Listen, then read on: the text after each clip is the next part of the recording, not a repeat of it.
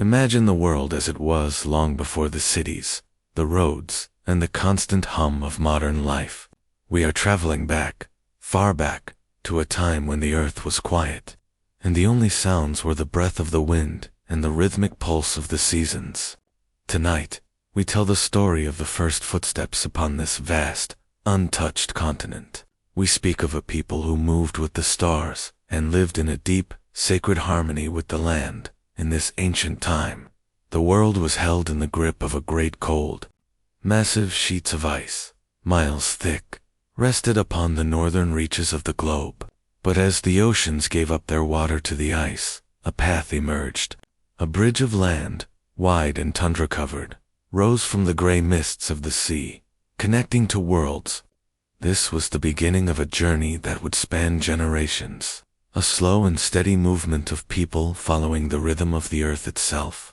They were not just travelers. They were part of the landscape, moving as the herds moved, watching the flight of the birds, and listening to the secrets whispered by the freezing gale. The first people to walk across this land bridge did not know they were entering a new world. To them, it was simply the earth, a continuation of the tundra and the sky. They moved with a quiet purpose, carrying their lives in their hands and their stories in their hearts. Every step was a conversation with the ground beneath them. They followed the great mammoths and the bison, animals that provided them with warmth and life. There was no rush, no urgency. Time was measured not by hours, but by the migration of the sun across the horizon and the changing shape of the moon as the centuries passed and the great ice began its long, slow retreat. New paths opened southward. The mountains reached up to touch the clouds, and the valleys began to breathe with the scent of green growing things. The first peoples followed the melting rivers, watching as the world transformed from a kingdom of white and blue into a tapestry of emerald forests, golden plains, and crimson deserts. They found themselves in a land of unimaginable vastness, where the silence was so deep you could hear the heartbeat of the forest. Imagine standing on the edge of a great prairie, as it was thousands of years ago. The grass stretches out like a sea of amber, waving gently in the breeze. There are no fences, no borders, only the endless horizon. The people who arrived here looked upon this beauty and saw not a resource to be taken, but a relative to be honored. They understood that the earth was their mother and the sky their father. They did not see themselves as separate from the trees, the rivers, or the stones. Every living thing possessed a spirit, a spark of the same great mystery that moved the stars. As these first families settled into different corners of the continent, they began to reflect the land they inhabited. Those who stayed by the great oceans learned the language of the tides. They carved great canoes from cedar trees and looked to the whales and the salmon as their teachers. The mist from the sea became a part of their stories, a soft veil between the physical world and the spirit world. In the deep forests of the east, the people lived among the giants of the wood. They learned the medicinal secrets of every root and leaf, walking softly upon the moss so as not to disturb the sleeping earth. In the sun-drenched canyons of the southwest, they learned to live with the heat and the stone. They built their homes into the very cliffs, blending their lives with the red rock. They watched the hawks circle in the thermal winds and waited for the rare, precious gift of rain. Their songs were the songs of the wind whistling through the narrow canyons, a haunting and beautiful melody that echoed through the ages. Everywhere they went, life was governed by the circle of the seasons, the circle of the day, and the circle of life and death. They understood that nothing in this world is linear. Everything returns to where it began. The fallen leaf feeds the soil, which feeds the tree, which grows the leaf once more. They built their shelters in circles, sat in circles to speak, and danced in circles to honor the Creator. This sense of wholeness brought a peace that is hard to find in the modern world. It was a life of presence, a life lived entirely in the now. As night falls in these ancient camps, imagine the soft glow of a fire. The orange flames dance against the darkness, casting long shadows against the hide of the lodges. Around the fire, the elders speak in low, melodic tones. They tell the stories of how the world was made, how the raven brought the light, and how the first man and woman were formed from the clay of the earth. These stories are not just entertainment. They are the threads that hold the people together. They are the map of their identity, passed down through the breath of one generation to the next. The children listen, their eyes heavy with sleep, as the voice of the storyteller blends with the crackle of the wood and the distant howl of a wolf. There is no fear in that sound, only a recognition of another life sharing the night. The stars above are bright and clear, undisturbed by the lights of man. They are the campfires of the ancestors, watching over the world with a cool and steady gaze. In this world, work was a form of prayer.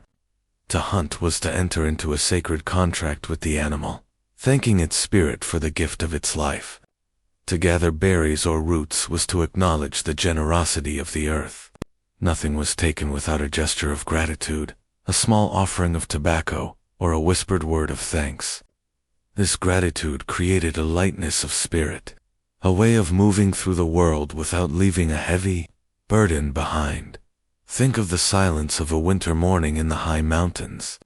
The air is crisp and sharp, and the only sound is the crunch of snow under a moccasin. The hunter moves with the stillness of a shadow, his breath a soft cloud in the air. He is not fighting the cold. He is part of it. He knows the ways of the elk and the deer as well as he knows his own kin. This connection provided a security that no wall could ever give. They were home, no matter where they walked, because the entire earth was their home. As the people grew and flourished, they created complex cultures, yet they never lost that core connection to the rhythm of the land. They knew when the salmon would run by the budding of a certain flower. They knew when the bison would move by the tilt of the stars in the night sky. They were synchronized with the universe in a way that modern minds can barely imagine. Their lives were a long, slow meditation on the beauty of existence. As you drift closer to sleep, feel that same ancient peace settling over you. The world is still vast, and the earth is still beneath you, holding you just as it held the first peoples thousands of years ago. The wind still carries the same secrets, and the stars still watch with the same quiet wisdom. There is nothing you need to do, nowhere you need to go. You are simply part of the great circle, a small and precious part of the timeless story of this land. The fires in the ancient camps are burning low now. The embers are a soft, pulsing red, fading slowly into the gray of the ash. The storytellers have fallen silent, and the only sound is the gentle breathing of a people at rest. The great forests are still, the prairies are quiet under the moon, and the rivers flow steadily toward the sea, as they always have and always will. The mountains stand as silent sentinels, wrapped in the velvet blue of the night. The ancestors are near, whispering in the rustle of the leaves and the sigh of the grass. They remind us that we are never truly alone, that we are woven into the fabric of the earth itself. Let the quiet of the ancient world fill your mind. Let the slow, steady pulse of the land guide your breath. Everything is in its place. The seasons will continue to turn. The sun will rise again, but for now, it is time for rest. The shadows are long and soft, and the world is wrapped in a blanket of peace. Drift back now, back to the beginning, back to the stillness of the first morning. The journey is long, but the path is gentle. The earth is dreaming, and you are part of that dream. Sinking deeper now, into the soft darkness, the sounds of the ancient world fade into a gentle hum, a lullaby of wind and water. The first footsteps have been taken, the paths have been found, and the land is at peace. Sleep now, in the cradle of the ancient earth, as the stars continue their slow and silent dance across the endless sky. The world is quiet now, and as you settle into the stillness, we return once more to the vast landscapes of North America. In our last journey, we walked with the first peoples as they crossed ancient lands. Tonight, we step into their homes and sit by their fires to experience the gentle rhythm of their daily lives. Imagine a life where time is not a ticking clock, but a slow dance between the rising sun and the silver moon. A life where every task, from weaving a basket to preparing a meal, is done with a sense of calm and deep presence. Picture a village in the early light of dawn. The air is cool and carries the scent of damp earth and wood smoke. As the first rays of light touch the tops of the trees, the village begins to stir, not with a rush, but with a quiet grace. There is no urgency here, only the steady flow of a morning that has repeated itself for 1,000 years. People emerge from their dwellings, stretching their limbs and greeting the sun with a silent breath of gratitude. This is a world where family and community are the threads that hold everything together, and every person has a place within the circle, inside the homes. Whether it is a sturdy longhouse of the woodland tribes, a rounded wigwam, or a sun-dried adobe dwelling in the desert, there is a feeling of safety and warmth. These shelters were built from the very materials the land provided, making them feel like an extension of the earth itself. Imagine the soft texture of woven mats on the floor and the sight of colorful blankets made from animal furs or plant fibers. In the center of the home, the hearth remains the heart of the family. It is a place for cooking, but also a place for sharing warmth and quiet conversation as the day begins. In these communities, the family extended far beyond just parents and children. Grandparents, aunts, uncles, and cousins all lived closely together, creating a tapestry of support and wisdom. The elders were the keepers of memory, the ones who taught the young how to move through the world with respect. You might see a grandmother sitting in a patch of sunlight, her hands moving with practiced ease as she teaches a young child how to coil a basket from willow shoots. There is no lecture, only the slow demonstration of a skill passed down through generations. The child watches, learning not just how to make a basket, but how to be patient, how to listen to the material, and how to honor the plant that gave its life for the craft. As the morning progresses, the work of the day unfolds like a slow-flowing river. In many villages, the women would venture out into the surrounding fields and forests.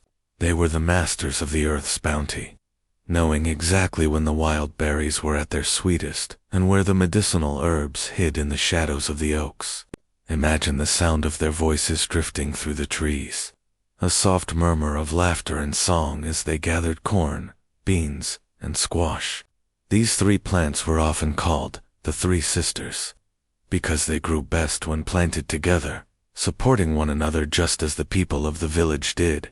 The corn provided a stalk for the beans to climb, while the squash leaves shaded the ground, keeping the moisture in the soil. The preparation of food was a rhythmic and meditative process.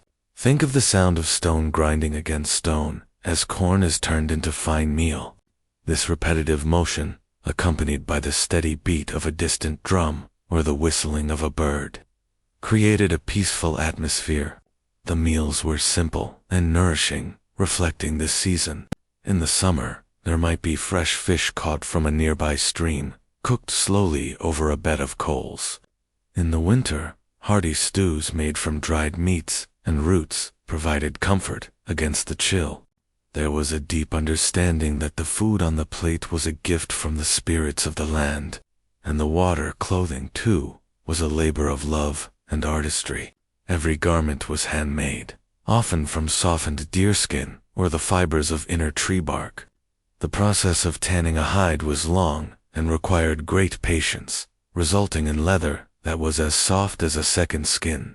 Women would spend hours decorating these garments with intricate designs using dyed porcupine quills or small shells. These patterns were not just for beauty.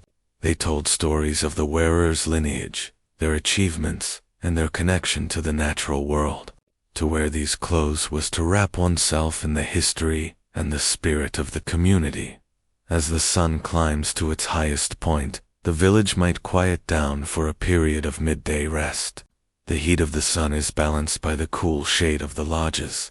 In this world, there is a profound respect for the balance of energy. One does not work until exhaustion.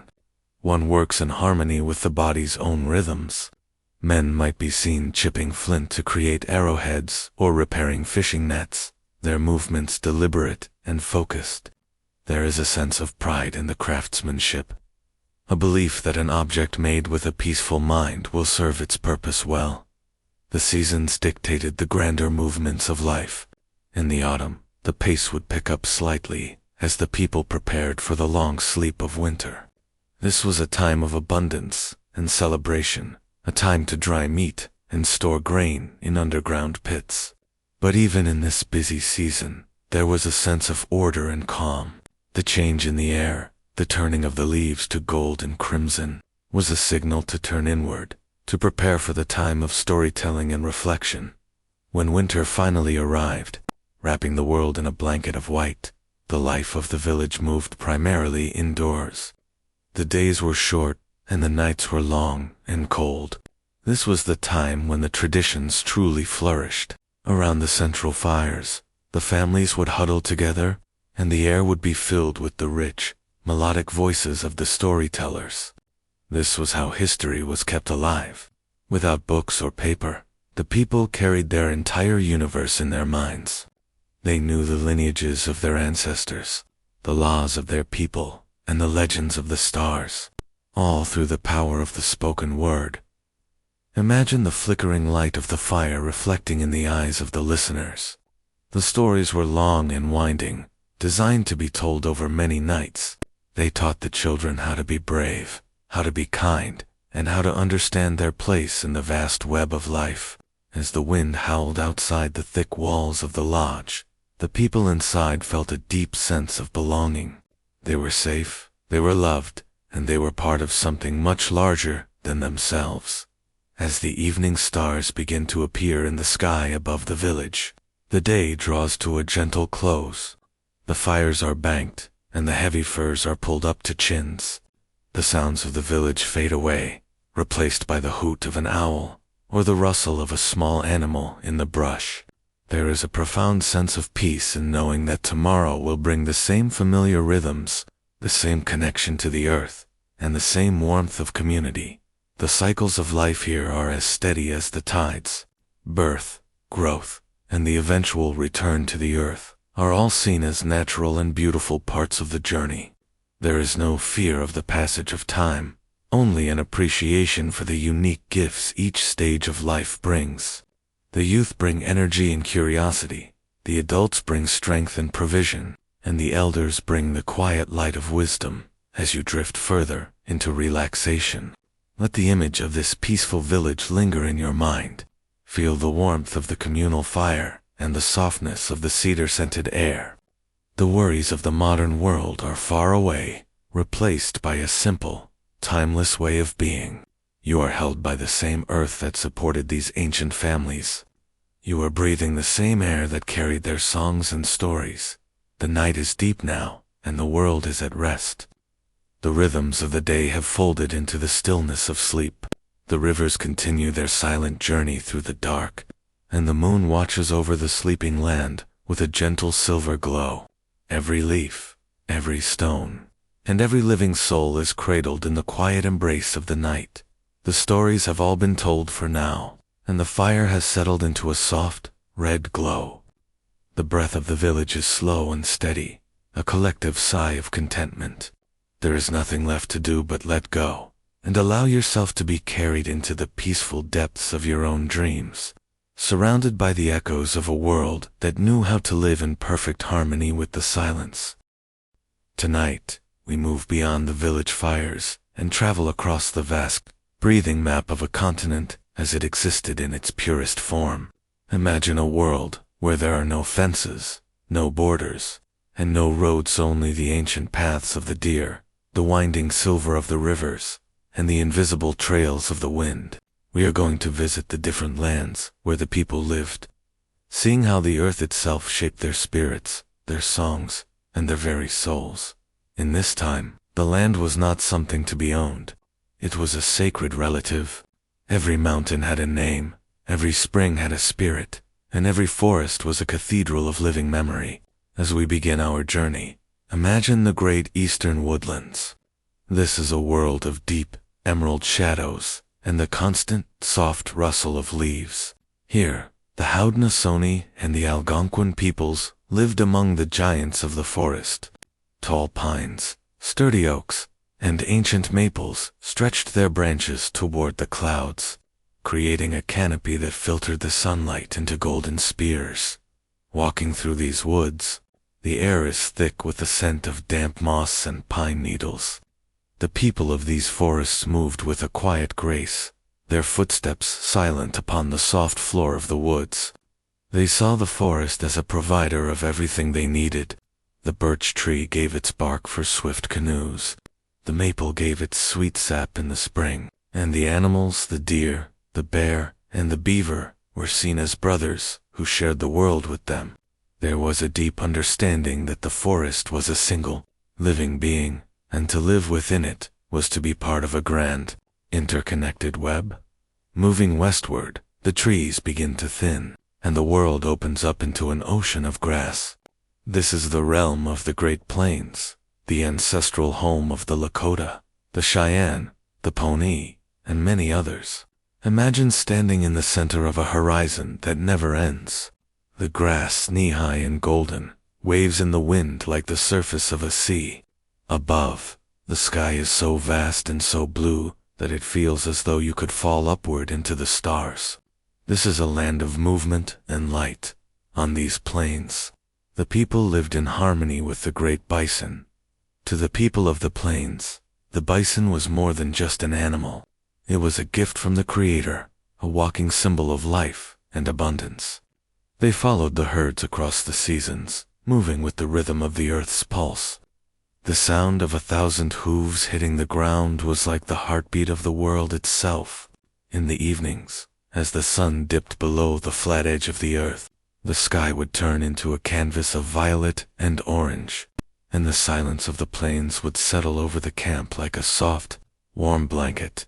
As we travel further south and west, the green and gold fade into the deep reds and ochres of the high desert. This is the land of the Pueblo, the Navajo, and the Hopi. Here, the earth is made of ancient stone and sun-baked clay. The air is dry and carries the scent of sagebrush and cedar smoke. Imagine the stillness of a canyon at midday, where the only sound is the distant cry of a hawk circling in the thermal winds. The people here learned the secrets of the rock. They built their homes into the cliffs, blending their lives with the very bones of the earth. In this arid land, water was the most precious of all spirits. The people watched the clouds with a reverence that is hard to imagine, and their dances were prayers for the rain to bless the parched soil. They grew corn in the sand, a miracle of faith and patience. They understood that life in the desert required a quiet strength and a deep humility. The mesas rising like flat-topped giants from the desert floor were seen as sacred places where the earth met the sky, and the stars at night felt close enough to touch, hanging like lanterns in the clear, thin air now. Imagine traveling north, along the rugged edge of the great ocean, to the Pacific Northwest. This is a land of mist and giants. Here, the Haida, the Tlingit, and the Coast, Salish, lived where the dark green forest meets the gray, churning sea. The trees here, the red cedars and the Sitka spruces, are so large that their trunks feel like living walls. The air is always cool and moist, carrying the salt spray of the waves and the earthy scent of giant ferns. The people of the coast were the masters of the water. They looked to the ocean as a boundless garden. They watched the salmon return every year, a silver tide of life that fed both the people and the forest. They carved great totem poles from the cedar trees, telling the stories of their clans and the spirits of the animals, the eagle, the raven, and the whale. To them, the boundary between the human world and the animal world was thin and permeable. A man might become a wolf, and a whale might speak to a chief.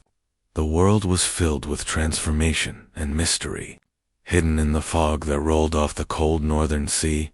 Across all these different lands, from the icy tundras of the north to the humid swamps of the south, there was one singular truth: the earth was alive. It was not a backdrop for human life. It was the source of life itself. The people did not see themselves as masters of nature, but as its children.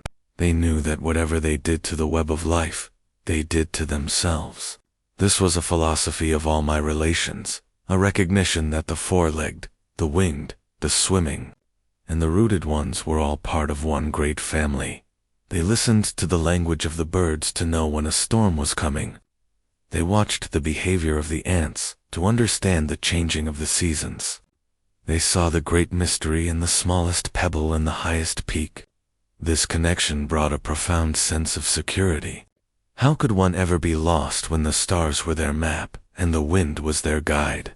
How could one ever be poor when the earth provided everything in its own time? As you rest tonight, imagine yourself becoming part of this ancient landscape.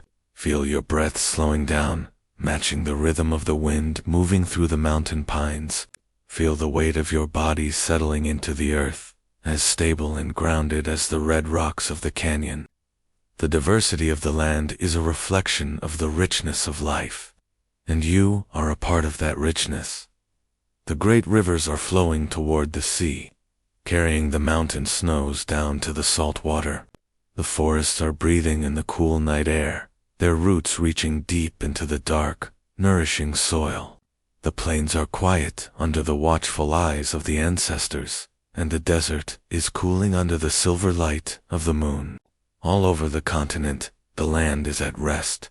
There is a peace that comes from knowing that you belong to the earth. You are not a stranger here. You are a child of the same sun that warmed the ancient cornfields and the same moon that guided the hunters home. Let the vastness of the land expand your mind, and let the silence of the wilderness quiet your thoughts. The world is wide, and it is beautiful, and it is whole. The spirits of the land are all around us, whispered in the trees and echoed in the stones. They tell us that we are home. They tell us to be still, to listen, and to remember. The journey across the lands is coming to an end for tonight, but the earth continues its slow and steady dance. The stars are bright above the woodlands, the plains, the deserts, and the coasts. They shine on all the people, all the animals, and all the quiet places in between. Sleep now, held in the embrace of a world that is ancient and timeless. Drift away into the stillness, where the land and the spirit are one. The earth is dreaming, and its dream is peaceful and deep. Take a slow, deep breath, and as you exhale, imagine the boundary between the physical world and the world of the spirit becoming as thin as a morning mist. In our previous journeys, we walked the lands and sat by the fires of the first peoples. Tonight, we look upward at the stars and inward at the heart, exploring the sacred beliefs and the timeless legends that gave meaning to every sunrise and every falling leaf. This is a world where nothing is truly silent and nothing is ever truly alone, for everything is alive with the breath of the great mystery to the native peoples of this continent. The world was not a collection of objects, but a vast, shimmering web of relationships. They believed in a power that flowed through all things: the wind, the stone, the eagle, and the blade of grass. Some called it the Great Spirit, others the Great Mystery, but it was not a distant or fearful force. It was as close as one's own breath, a gentle presence that unified the universe. Imagine standing in a forest and realizing that the trees are not just plants, but ancient beings with their own thoughts and spirits. In this world, you are never a stranger, for you are surrounded by kin in every direction. The stories of how the world began were told with a sense of wonder and peace. In many traditions, it was said that the earth was brought up from beneath the deep, primordial waters by the smallest of creatures. Imagine a great turtle floating on the surface of the sea, offering its back as a home for all living things. As the muskrat or the diver bird placed a small piece of mud upon the turtle's shell, the land began to grow, stretching out until it became the vast continent we know today. This is why many call this land Turtle Island. It is a reminder that the earth is a living creature, a mother who carries us all upon her back with infinite patience. Other stories tell of the first people emerging from the dark, warm womb of the earth itself, climbing upward through different worlds of color and spirit until they reached the surface and saw the light of the first sun. These legends were not just tales for children. They were the maps of the soul. They taught that we are children of the earth and the sky, and that our journey is one of learning how to live in balance with the gifts we have been given. There was no sense of being cast out or separate. There was only the beauty of arrival and the sacred duty of gratitude. In the quiet hours of the night, the spirits of nature were felt most clearly. The people believed that every animal was a messenger, a teacher with a specific wisdom to share. The owl was the keeper of secrets and the silent observer of the night. The bear was the symbol of inner strength and the healing power of the earth. Even the smallest insect had a purpose and a spirit that deserved respect. When a person walked through the woods, they did not walk in solitude. They were watched over by the eyes of the forest, and they spoke to the spirits of the plants they gathered, asking permission and offering thanks. This created a life of constant, gentle conversation with the world around them. The oral tradition was the heartbeat of this spiritual life. Without books or written laws, the wisdom of the ancestors lived in the breath of the storytellers. Imagine an elder sitting by a low fire, their voice a soft, melodic rhythm that seems to blend with the crackle of the wood. These stories were like seeds planted in the minds of the listeners, growing into a deep understanding of right and wrong, of courage and kindness. The words were sacred. They were thought to have the power to heal and to bring the world into balance. To listen to a story was to receive a gift that had been polished by 1,000 generations. In this mystical world, dreams were seen as a sacred doorway. When the body rested, the spirit was free to travel, to visit the ancestors, and to receive guidance from the great mystery. A dream was not just a trick of the mind, but a conversation with the invisible world. People would seek the meaning of their dreams with great care, looking for the signs that would help them walk a good path in their waking life. The night was not a time of darkness to be feared, but a time of revelation and deep, restorative peace. The circle was the most sacred of all symbols, representing the eternal nature of the spirit. Just as the sun and the moon are circles, and the seasons move in a great loop, the life of a person was seen as a circle that never truly ends. Death was not a final closing of a door, but a transition, a return to the spirit world, where the ancestors waited by their own eternal fires. This belief brought a quiet courage and a profound sense of continuity. One was always connected to those who came before and those who would come after. The ancestors were not gone. They were in the rustle of the leaves, the shimmer of the northern lights, and the steady flow of the mountain streams as the night deepens. Imagine the stars above as the campfires of the ancestors, stretching across the dark velvet of the sky. Each light is a soul watching over the world, offering their quiet light to guide those who still walk the earth. The sky is a vast storybook, where the constellations tell the legends of the great hunters, the wise grandmothers, and the animals who helped shape the world. Looking up at the stars, one feels small, yet perfectly placed within the grand design of the universe. The beliefs of the first peoples were not written in stone, but in the living rhythms of the land. They believed that the earth would always provide, as long as the people remembered to give back. This was the law of reciprocity, a gentle, unfolding balance. If you take only what you need and give thanks for what you receive, the circle remains unbroken. This philosophy created a lightness of spirit, a way of moving through the world that left the grass unbent and the water cleared as you drift closer to the edge of sleep. Feel that same balance settling within you. Your heart is beating in time with the slow, steady pulse of the earth. Your breath is part of the same air that carries the prayers of the elders and the songs of the birds. You are part of the great mystery, a unique and precious spark within the infinite light of the spirit world. The legends are still alive in the quiet places. They are in the silence of the canyons and the deep shadows of the ancient pines. They remind us that the world is much larger and more beautiful than we often realize. They invite us to listen with our hearts and to see with our spirits. There is a great peace in letting go of the need to understand everything and simply allowing yourself to be carried by the current of the sacred. The fire is fading now, leaving only the soft, warm scent of cedar and sage. The storytellers have whispered their last words for the night, and the world is wrapped in a mantle of starlight and silence. The spirits of the land are at rest, and the great turtle continues her slow, steady swim through the sea of time. Every shadow is a soft caress, and every sound is a lullaby. The ancestors are near, their presence a warm blanket around your shoulders.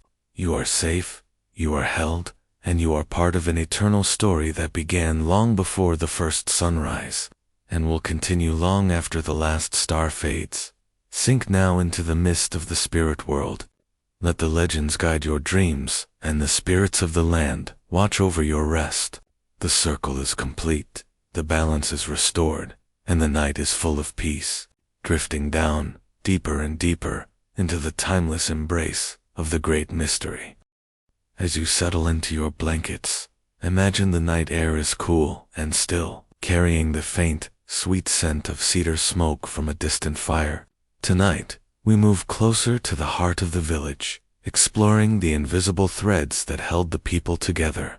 We speak of community and leadership not as we understand them in the modern world, but as a slow, steady pulse of shared responsibility and deep respect. Imagine a world where to lead was to serve, and where the strength of the nation was measured not by what was gathered, but by what was given away. In the center of the community, there was always the circle. The circle was not just a shape, it was a philosophy. In a circle, no one stands above another, and everyone can see the face of their neighbor. Leadership in this ancient world was like the roots of a great tree, deep, quiet, and designed to support the branches as they reached for the sky. A leader, or a chief, was often the person with the fewest possessions, for it was their duty to ensure that the widows, the orphans, and the elderly were cared for before themselves. Their authority did not come from a crown or a command, but from the quiet weight of their character and the long history of their kindness. Imagine a gathering of the people under the wide canopy of an ancient oak or around a great council fire. There is no shouting, no rush to be heard. Silence is treated with the same respect as speech. When a leader spoke, they did so with a voice that was low and deliberate, choosing words like a craftsman chooses stones for a hearth. They understood that words have spirit, and once released into the air, they cannot be taken back. To lead was to be a listener first, to hear not just the words being said, but the feelings beneath them and the needs of the generations yet to be born. The elders were the true pillars of this world. Imagine the faces of the grandmothers and grandfathers, lined like the bark of a cedar tree, each wrinkle a story of a winter survived or a lesson learned. Their hair, silver as the moonlight, was a badge of honor. In these communities, age was not something to be hidden, but something to be cherished. The elders were the living libraries, the keepers of the laws that were written in the heart rather than on paper. When a difficult decision had to be made, the people looked to those who had walked the path the longest. There was a profound patience in this guidance, a sense that the truth would reveal itself. If only one waited for the dust to settle in the great longhouses of the East, or the council lodges of the plains. The process of making a decision was a slow and meditative journey. They sought consensus, a word that means more than just agreement. It means finding a path that everyone can walk upon with a peaceful mind. This often took a long time, days, sometimes weeks. There was no gavel to strike, no clock to watch. The people would sit together, passing a sacred pipe or a token of speech, allowing each person to contribute their piece of the truth. They believed that the great mystery spoke through everyone, and to ignore a single voice was to lose a piece of the puzzle. Behind the visible leaders stood the grandmothers, whose influence was like the quiet current of a deep river. In many nations, it was the clan mothers who chose the leaders and who had the wisdom to remind them of their duties. They were the guardians of the land and the children, ensuring that the fire of the people never went out. This balance between the masculine and the feminine, between the hunter and the hearthkeeper, created a society that was stable and whole. Each person knew their role, and each role was seen as vital to the survival of the whole. Think of the value of generosity that flowed through the village like a life-giving stream. A person's wealth was not found in how much they kept in their lodge, but in how much they distributed during a giveaway ceremony. To be able to give to others was the highest form of success. This created a community where fear had little room to grow. If a hunter was successful, the entire village ate. If a home was lost to fire, the entire village helped to rebuild it. This was the safety of the collective, a realization that as long as the community was strong, the individual would never truly fall. The concept of the seventh generation was perhaps the most beautiful of all their leadership values. Whenever a council met to discuss a change or a move, they were taught to look far into the future. They asked themselves, how will this decision affect the children who will be born 7 generations from now? They were the temporary stewards of the earth, holding it in trust for those they would never meet. This long view brought a sense of calm and responsibility to their lives. They did not rush to exhaust the soil or the forest for a moment of comfort. They walked softly, knowing that their footsteps would be followed by their great-grandchildren's children as you breathe in the quiet of the night. Feel the strength of this connection. Imagine being part of a circle where you are truly seen and truly heard. There is a great comfort in belonging to a people who value your spirit more than your labor. In this world, the law was simple: live in balance, respect the elders, and take care of one another. It was a life of dignity, where the rhythm of the community matched the rhythm of the seasons. The village is settling now, and the council fire has burned down to a gentle, pulsing amber. The leaders have returned to their lodges, and the elders are tucked away under soft robes, their wisdom resting with them. The silence that fills the camp is a heavy, nourishing silence. It is the silence of a people who know they are safe because they are together. The moon moves slowly across the sky, casting long silver shadows across the clearing. The trees stand as silent witnesses to the generations of councils that have met beneath their boughs. The lessons of respect, patience, and generosity are carried on the night wind, whispering through the leaves and over the sleeping lodges. Everything is in balance. The leadership of the heart has done its work for the day. Feel yourself being held by this same sense of community, even in the stillness of your own room. You are connected to the long history of human kindness and the steady wisdom of the earth. Let the weight of your worries drift away, replaced by the calm certainty that you are part of a larger story. The night is vast and peaceful. The fires are low, and the air is still. The ancestors are watching, their presence a quiet assurance that the circle remains unbroken. Drift now into the soft darkness, carrying with you the peace of the council fire and the strength of the ancient woods. Sleep is coming, as steady and natural as the changing of the seasons. The words of the elders fade into a gentle hum, a lullaby of wisdom and grace. The path is clear, the heart is light, and the world is at rest, sinking deeper now into the quiet center of the circle, where there is only peace, only stillness, and only the soft, rhythmic breath of the sleeping land. Let your mind drift now to a quiet coastline, where the rhythm of the waves is the only sound in the cool morning air. We have traveled through the ancient origins, the daily lives, and the sacred beliefs of the first peoples. Tonight, we sit at the edge of a great transition. We are exploring the moments when two worlds, previously unknown to each other, first looked across the water and the sand. This is a story of curiosity, of a shifting horizon, and the quiet, slow-moving changes that began to flow through the land. Like a new current in an old river. Imagine standing on a beach, or a high cliff, overlooking the vast, gray-blue expanse of the ocean. For generations, the horizon had been a line where the sky met the sea, a place of mystery and light. But one morning, something new appears. At first, it is just a speck, a strange shape dancing in the mist. As it draws closer, the people watch with a calm, focused wonder. These are the great wooden vessels, their white sails like the wings of enormous birds, catching the wind and moving with a purpose never seen before. There is no fear yet, only the profound silence of observation.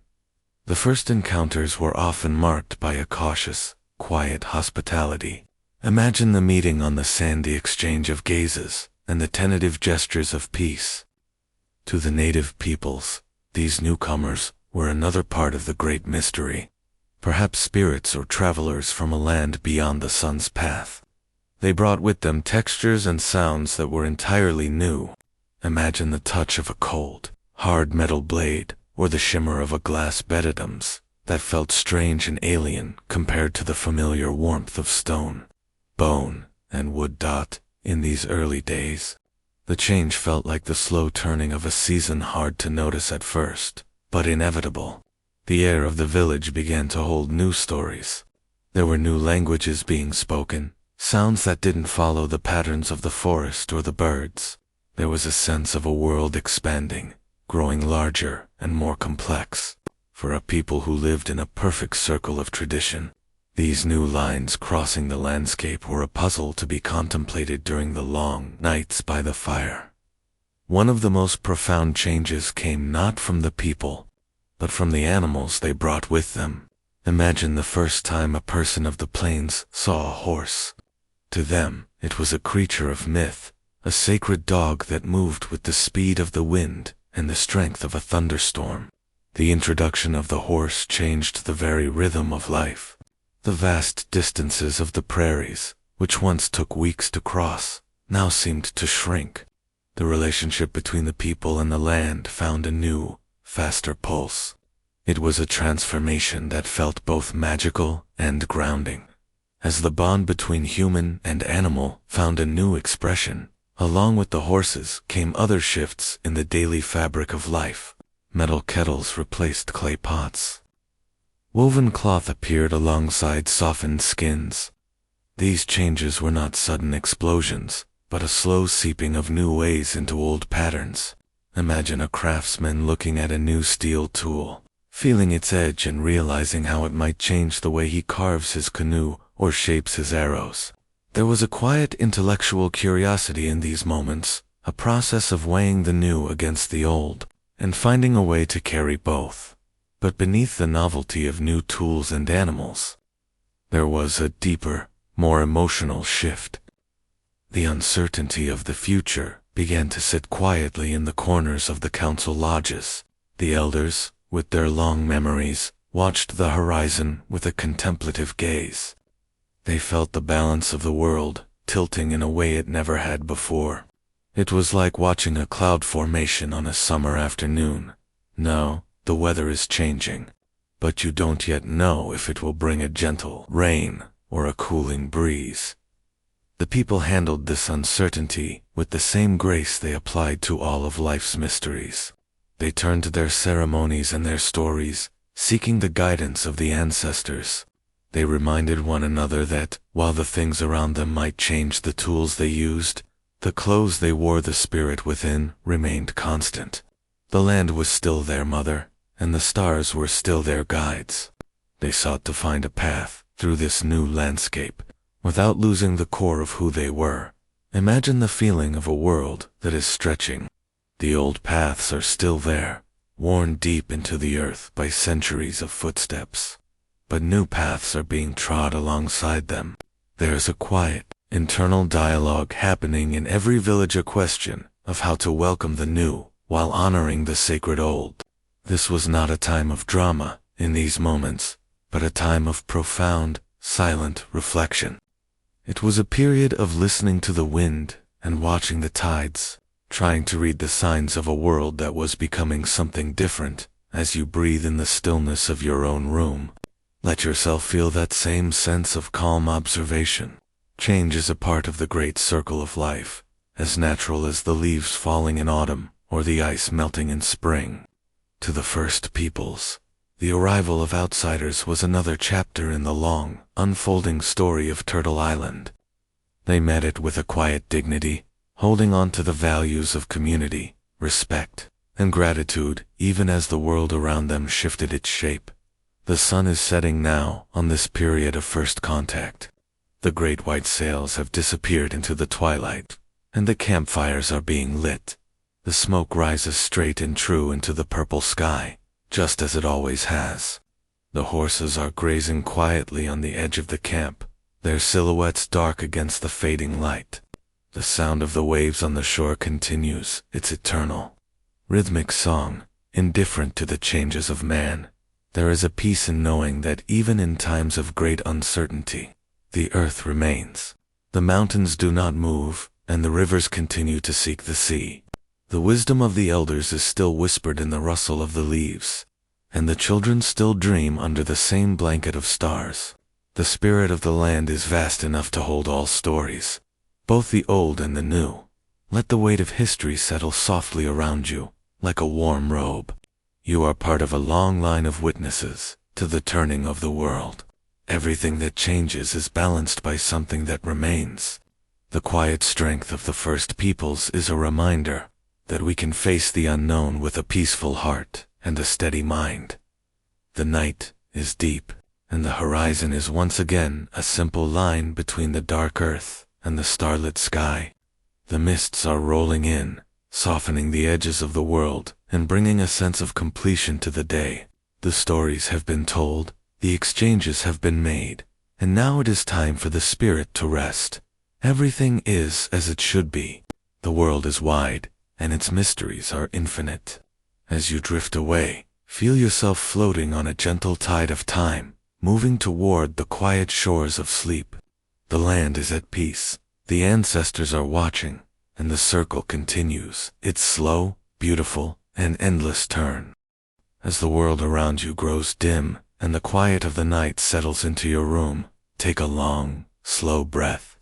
Tonight, we reach the final chapter of our journey across the ancient and enduring landscape of Turtle Island. We have seen the first footsteps, the beauty of daily life, the depth of spiritual beliefs, and the arrival of great changes. Now, we sit in the soft blue light of the evening to speak of survival not as a struggle, but as a quiet, powerful adaptation. This is the story of how a people, like a deep-rooted tree, learn to bend with the strongest winds without ever losing their connection to the earth. Imagine a river that has flowed through the same valley for thousands of years. Suddenly, a great rock falls into its path, where the banks begin to shift. The river does not stop. It does not fight the stone. Instead, it finds a new way around. It flows into the cracks, it creates new channels, and it continues its journey toward the sea. This is the essence of adaptation. The native peoples understood that while the world around them was transforming in ways they could not control, the spirit within them was theirs to keep. They carried their traditions in the most portable of containers within their hearts, their songs, and the very way they looked at the world in this time of great transition. Resilience was not a loud or sudden thing. It was found in the small, quiet acts of daily life. Imagine a mother whispering an ancient lullaby to her child in a language that the outside world did explore but did not understand. In that song, the entire history of a people was preserved. It was found in the way a grandmother continued to weave a basket, her fingers remembering the patterns taught to her by her own grandmother, even if the materials she used had changed. These small threads of continuity created a bridge across the decades, ensuring that the essence of the culture remained unbroken. The people learned to walk in two worlds, carrying the wisdom of the old ways into the reality of the new. They were like the willow tree, which is known for its flexibility. In the winter, the willow's branches may be heavy with snow, and the winds may whip them back and forth, but they do not break. They wait, they endure, and when the spring comes, they are the first to turn green. This quiet endurance is a form of strength that the modern world often overlooks. But it is the very thing that allows a soul to remain whole through the turning of the ages. Think of the traditions as seeds. A seed can stay dormant in the cold, dry earth for a long time, years, even decades. It may look like nothing is happening on the surface, but inside that small, hard shell, the blueprint for life is perfectly preserved. When the conditions are right, when the rain falls and the sun warms the soil, that seed will wake up and grow. The native peoples were the keepers of these seeds.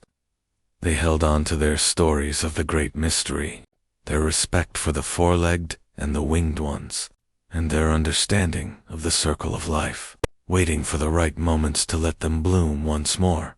There is a profound peace in this kind of resilience. It is the peace of knowing that you are part of something that cannot be erased. The landscapes may have been altered, and the boundaries may have shifted, but the mountains still hold the memories of the ancestors. The wind still carries the same songs through the pines, and the stars still map out the same legends in the night sky. The people realized that as long as they remembered who they were, as long as they honored their relationship with the earth, they were never truly lost. In the quiet councils of the heart, the elders continued to teach the value of patience. They taught that time is not a straight line leading away from the past, but a great circle that eventually brings all things back to their center.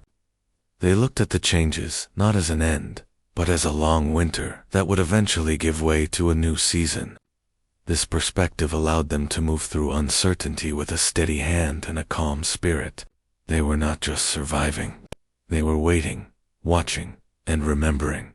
Imagine a fire that has been banked for the night. The bright flames are gone, and to a stranger, it might look like the fire is out, but beneath the gray ash, the embers are glowing a deep, pulsing red. They hold the heat. They hold the potential for a new fire. All it takes is a gentle breath to bring the flames back to life. The traditions and the spirit of the first peoples were like those embers. They remained warm and alive in the quiet spaces of the home and the mind, passed from one generation to the next like a sacred flame as you drift closer to sleep. Feel that same quiet resilience within yourself. Life brings changes to us, all seasons of growth and seasons of loss, times of light and times of shadow. But like the people of this land, you have a center that remains constant. You have a quiet strength that allows you to adapt, to grow, and to hold on to what is truly important. You are part of the same great circle of life, a cycle that is ancient, beautiful, and eternal. The story of the first peoples is not a story of the past. It is a living story, a continuous breath. It is heard in the rustle of the corn in the fields, in the rhythm of a distant drum, and in the silence of the high mesas. It is a reminder that we are all guests upon this earth, and our greatest task is to live in balance with one another in the land that sustains us. The night is very still now. The journey through history has brought us back to the present moment, back to the stillness of your own breath. The ancestors are at rest, their work done, their wisdom left behind for those who are willing to listen. The great continent of Turtle Island is dreaming, wrapped in a blanket of starlight and shadow. The rivers continue their long, winding paths. The forests breathe in the cool night air. The mountains stand firm against the dark sky, timeless and unmoved. Everything is in its place. The adaptation is complete, the survival is assured, and the spirit is free. Let the peace of this enduring resilience fill your mind. Let go of the day, the week, and the year. Sink into the soft darkness, knowing that you are held by the same earth and the same sky that have watched over all the generations. The circle is wide, the spirit is deep, and the night is full of grace. The fire is now just a soft glow, and the embers are resting. The story has found its way home. Sleep now, in the quiet embrace of a world that remembers, a world that endures, and a world that is always beginning again. Imagine the world around you fading into a soft, charcoal gray as the day surrenders to the night. We have traveled through the forests, the plains, and the canyons. We have heard the stories of ancestors and seen the changing tides of history. Tonight, we settle into the most profound part of our journey. We are going to explore the quiet wisdom that lived within the hearts of the first peoples, a way of life that was not found in books, but in the very way a person walked upon the earth, the way they spoke to the wind, and the way they held silence in their hands like a precious gift in this ancient way of being. Wisdom was not about how much a person knew, but about how deeply they felt their connection to the great mystery. It was a wisdom of the heart, a quiet understanding that we are not separate from the world around us. Imagine standing in a grove of ancient cedars, where the light filters down in soft, dusty beams. To the people of this land, those trees were not just wood and leaves. They were teachers. They stood as examples of patience, their roots reaching deep into the dark, nourishing earth while their branches danced in the sky. To live with wisdom was to learn the lesson of the tree, to be grounded in your truth, yet flexible enough to move with the changing winds of life. The first and most sacred teaching was that of respect, a respect that extended to every living thing. There was an understanding that every creature, from the mighty grizzly bear to the smallest ant crawling in the grass, possessed a spirit that was equal to that of a human. This was often expressed through the phrase, "all my relations." It was a recognition that the four-legged, the winged, the swimming, and the rooted ones were all our brothers and sisters. When a person walked through the forest, they did not walk as a master, but as a guest. They understood that to harm a part of the web of life was to harm oneself. This led to a way of living that was gentle and deliberate, a life where every action was a prayer of gratitude. Imagine the peace of a life governed by the search for balance. In many traditions, this was the highest goal, to walk in beauty and harmony. Balance was not a static thing, but a constant, rhythmic adjustment. It was like a bird soaring on the thermals. It requires a slight tilt of the wing here, a subtle shift there, to remain steady in the sky. The people applied this to their emotions, their words, and their interactions with others. If a person became too angry or too proud, they were seen as being out of balance, a state that was thought to bring sickness to both the individual and the community. Wisdom was the art of returning to the center, of finding that quiet place within where the heart is calm and the mind is clear. Silence was the great teacher of this way of life. In our modern world, we are often afraid of silence, filling every gap with noise and distraction. But to the first peoples, silence was the source of strength. It was in the silence that the Great Spirit spoke. Imagine sitting on a high mesa at twilight, watching the shadows stretch across the desert floor. In that stillness, you begin to hear the language of the land. You hear the heartbeat of the earth in the distant rumble of thunder. You hear the wisdom of the ancestors in the sigh of the wind through the sagebrush. By practicing silence, the people learned to listen, not just with their ears, but with their whole being. They learned that if you are quiet enough, the world will tell you its secrets. Generosity was another pillar of this lived wisdom. In a world where the modern mind often measures success by how much we can gather and keep, the native peoples measured it by how much they could give away. To be truly wealthy was to be able to provide for those who had less. Imagine a great feast where a leader gives away his finest robes, his best horses, and his most beautiful ornaments. This was not a loss, but a great gain in honor and spirit. They understood that nothing in this world truly belongs to us. We are merely the temporary keepers of these things. By giving, they ensured that the circle of the community remained strong and that the flow of life was never blocked by greed. The wisdom of the elders was the guiding light for the younger generations. An elder was seen as someone who had traveled far along the path of life and had gathered the golden light of experience. Imagine sitting at the feet of a grandmother whose eyes are like deep, still pools of water. She does not lecture. She tells a story. She speaks of the clever coyote, the brave eagle, or the first stars that were placed in the sky. Through these stories, she passes on the values of the people. She teaches that bravery is not the absence of fear, but the ability to do what is right in spite of it. She teaches that kindness is a strength that can melt the hardest heart. These teachings were the invisible threads that wove the fabric of the community together, creating a tapestry of resilience and grace. Time was viewed not as a straight line moving toward an end, but as a great, revolving circle. Everything returns. The seasons return. The moon returns to its fullness. The soul returns to the stars. This understanding brought a profound sense of patience and peace.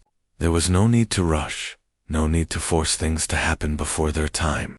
The people lived in the great now, fully present in each moment. When they hunted, they were entirely focused on the hunt. When they rested completely. They understood that life is a series of present moments, and to be wise is to be fully awake to the beauty of the current breath. The connection to the earth was not just a belief, it was a physical and spiritual necessity.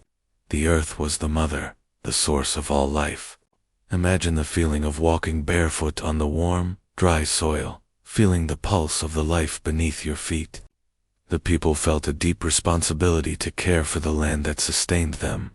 They were the original stewards, the guardians of the waters and the forests. They knew that the earth does not belong to man.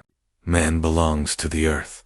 This humility allowed them to live in a sustainable way for thousands of years, taking only what they needed and always leaving an offering of thanks in return. As you sink deeper into your pillows, let these teachings of balance, respect, and silence wash over you. Imagine your mind as a quiet lake, its surface perfectly still, reflecting the stars above. The wisdom of the first peoples is like the water in that lake, deep, clear, and life-giving. It reminds us that we are part of something much larger than our daily worries and struggles. It invites us to slow down, to listen, and to find the sacred in the ordinary. The world is wrapping itself in the velvet cloak of the night. The animals are in their dens, the birds are in their nests, and the trees are standing in silent meditation. The wisdom of the ages is whispered in the rustle of the leaves and the steady flow of the mountain streams. It is a wisdom that tells us we are safe, we are loved, and we are exactly where we need to be. The stories of the people are like the smoke from a dying fire rising slowly, twisting in the air, and eventually becoming part of the vast, starlit sky. There is no beginning and no end to this wisdom. It is as old as the mountains, and as new as the first light of dawn. It lives in you, in the rhythm of your heart, and the depth of your dreams. Feel the peace of the circle. Feel the strength of the earth beneath you, supporting you, just as it supported the generations of hunters, gatherers, and dreamers who came before. The night is a time for the spirit to travel, to return to the source of all things. The silence is no longer empty. It is full of the presence of the great mystery. The embers of the fire are glowing softly, a warm and steady light in the darkness. The world is at rest, and you are drifting now, carried on the gentle current of a timeless river. The wisdom is within you, a quiet light that will guide you through the night and into the beauty of the coming day. Sinking down now, into the soft shadows, into the heart of the great silence, into the peaceful embrace of the dreaming earth. The stars are bright, the wind is still, and the heart is at peace. Everything is in harmony. Everything is in balance. The way of life continues, a silent song in the heart of the night. Let the weight of your body sink into the bed, feeling the gentle pull of the earth beneath you. Imagine that the walls around you are slowly dissolving, turning into a soft, cooling mist. The air you breathe is no longer the air of a room, but the crisp, clean breath of an ancient wilderness. We are stepping out of time. We are entering a space where the past, the present, and the future flow together like a great, slow-moving river. Tonight, we do not just remember history, we feel it. We feel the timeless presence of the first peoples. a presence that still lingers in the stones, the winds, and the starlight dot in the deepest layers of your mind. Imagine the world as it was when the ice was still the master of the north. The silence of that time was profound, a white, crystalline silence that stretched for thousands of miles. Through this silence, we see the first travelers. They are moving with a steady, rhythmic pace, their footsteps light upon the frozen tundra. These were not just people moving from one place to another. They were a part of the migration of life itself. They followed the breath of the mammoths and the heavy scent of the bison. Every step they took was an act of faith, a conversation with a land that was revealing itself to them for the very first time. Feel the cold air on your skin, but feel the warmth of the furs they wore, and the steady, beating heart of a community that moved as one. As the great ice began to melt, the world transformed.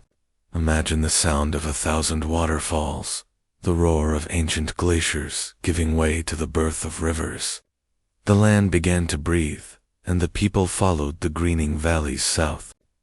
They were the witnesses to the creation of the world as we know it. They watched the first forests rise from the mud, and they heard the first songs of birds that had never been heard before. They did not see themselves as discoverers, but as relatives returning to a home they had always known in their dreams. The land was not a territory, it was a sanctuary. Think of the vast diversity of the lands they came to inhabit. In your mind's eye, travel to the great eastern woodlands. Here, the world is a cathedral of green and gold. The air is thick with the scent of damp earth, decaying leaves, and the sweet, sharp smell of pine. Imagine the long houses of the Haudenosaunee, standing like sturdy sentinels among the ancient maples. The life here was governed by the forest. The people knew every trail, every spring, and every hiding place of the deer. They understood that the forest was a living entity, a grandfather that provided shelter and wisdom. The sound of the wind in the high canopy was the voice of the world, telling stories of the seasons and the spirits that dwelt in the shadows. Now, let the scene shift as we drift westward, across the great rivers, and into the rolling amber waves of the Great Plains. The world opens up. The horizon is no longer a wall of trees, but an endless circle where the earth meets the sky. The air is dry and carries the scent of sun-warmed grass and sage. This is the land of the Lakota, the Cheyenne, and the Comanche. Here, life was as wide as the sky. Imagine the thunder of the bison herds, a sound that vibrated through the soles of the feet, a rhythmic drumming that was the very pulse of the continent. The people lived in graceful lodges that could be moved with the wind, reflecting a life of freedom and movement. In the evenings, the sky would turn into a tapestry of violet, crimson, and gold, and the stars would appear so close that you could almost reach out and touch them further south. The world turns to stone and sun. Imagine the red rock canyons of the Southwest, where the heat of the day lingers in the ancient clay. This is the land of the Pueblo and the Navajo. The houses are built into the cliffs, blending so perfectly with the environment that they seem to have grown out of the rock itself. The air is still, and the silence is deep, broken only by the occasional cry of a hawk. Here, the people learned the secret of water. They treated every drop as a holy gift, and their lives were a long, patient prayer for the rain.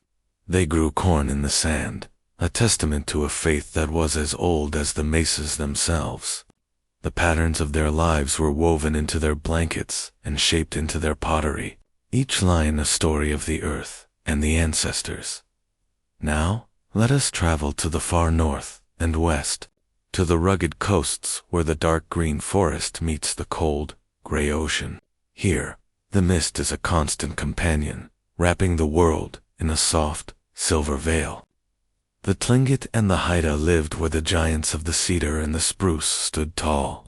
The ocean was their garden, a place of endless bounty and mystery. Imagine the sound of the waves crashing against the rocks and the calls of the gulls echoing through the fog. They carved great canoes from a single tree and looked to the orca and the salmon as their teachers. Their totem poles were libraries of wood, telling the history of families and the legends of the spirit world.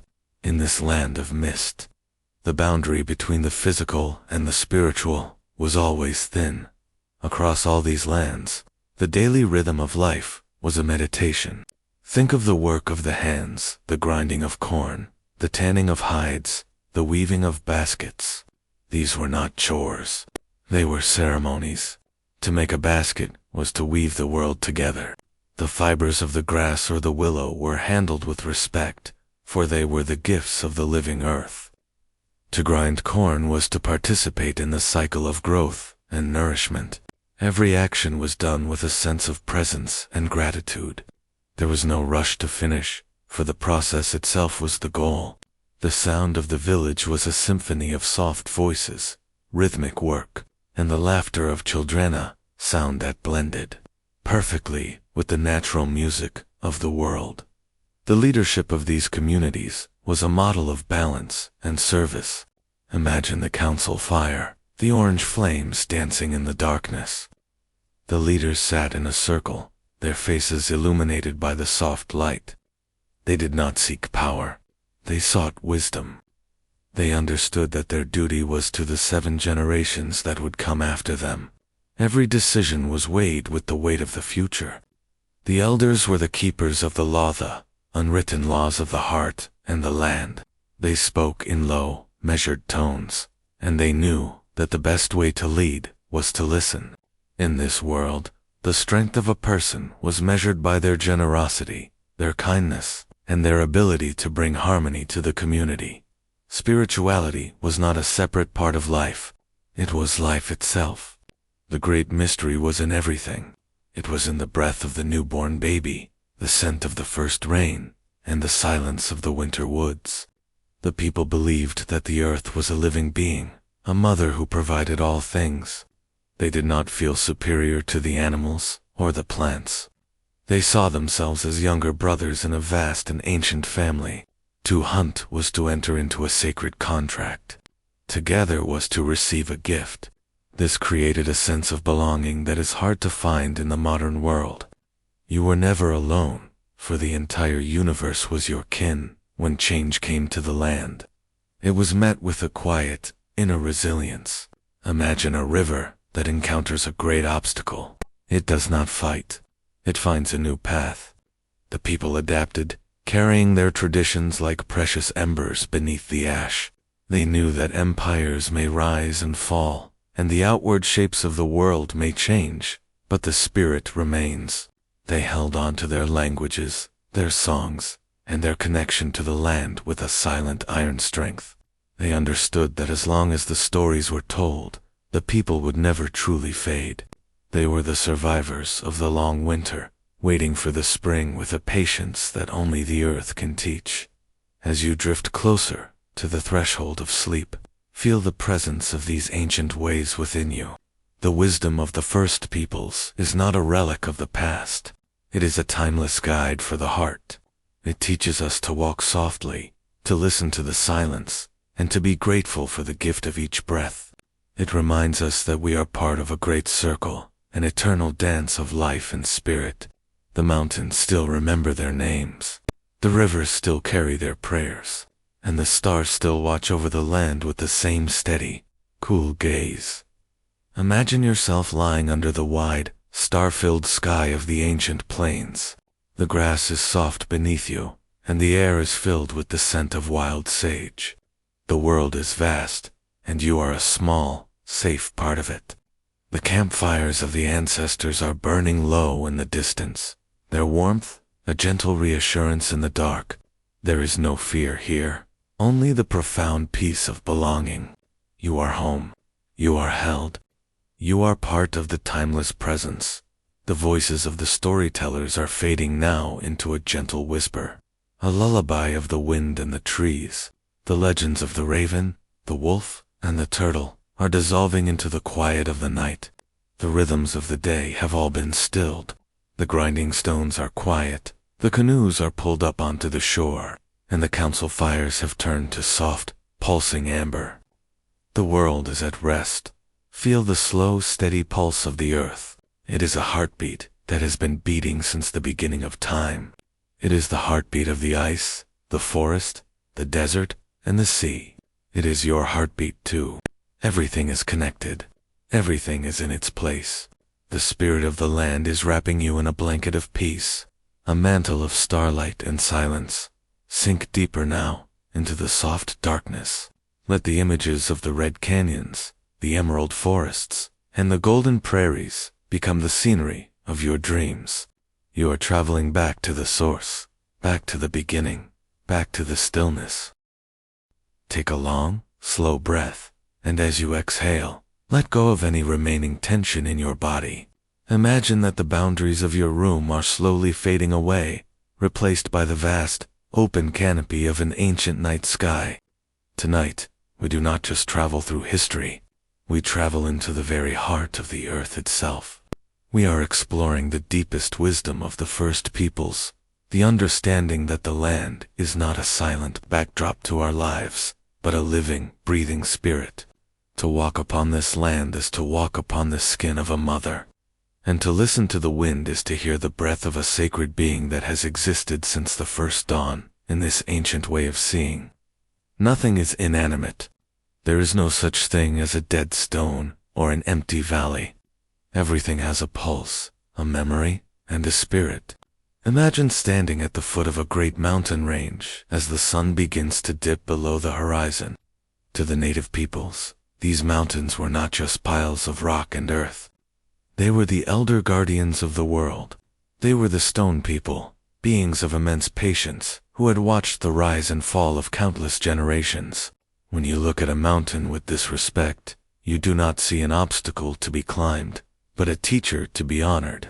The mountains hold the weight of time, and in their presence, our own worries begin to feel as small and fleeting as a single snowflake. As you drift further into relaxation, imagine the sound of a river flowing nearby. This water is the lifeblood of the earth, a silver thread that connects the high peaks to the deep oceans. In the indigenous heart, the river is a person. It is a traveler that is always moving, yet always home. The river does not rush to reach the sea. It simply flows, trusting in the path that the land has provided. To sit by a river is to participate in a sacred conversation. The water speaks in 1,000 voices, whispering over the pebbles and singing in the deep pools. It carries the stories of the mountains down to the plains, and it reminds us that life is a constant, gentle movement of flow that we can trust if we only learn to let go. The forests, too, are seen as living communities of spirits. Imagine walking into a grove of ancient cedars or towering pines. The air here is different. It is thick with the breath of the trees. The people believed that the trees were the standing people, and that they were all interconnected beneath the surface. Their roots hold hands in the dark, nourishing soil, sharing their strength and their secrets. When the wind moves through the branches, it is the collective sigh of 1,000 living beings. In the forest, you are never alone. You are surrounded by giants who have mastered the art of being still. They teach us that there is a profound power in simply standing your ground, reaching for the light, and staying connected to your roots in the sun-drenched canyons of the West. Even the dry red earth is felt as a vibrant presence. The dust that rises from your footsteps is the same dust that formed the ancestors. There is a deep, resonant hum in the canyon walls, a vibration that speaks of the great mystery.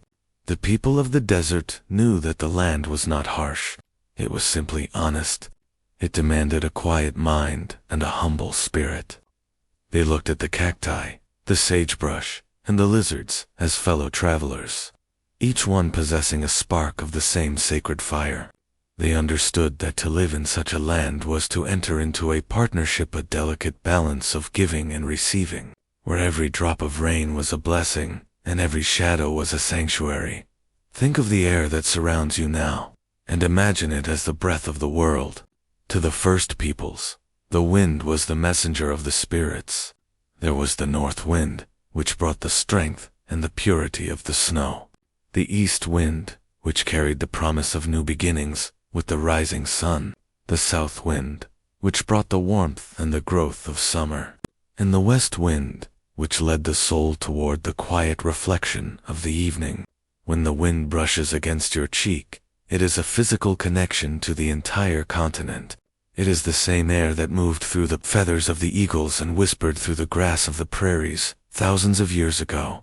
It is a timeless breath, carrying the echoes of ancient songs and the scents of 1,000 different lands. The animals, in this world of living spirit, were seen as the people who wore different skins.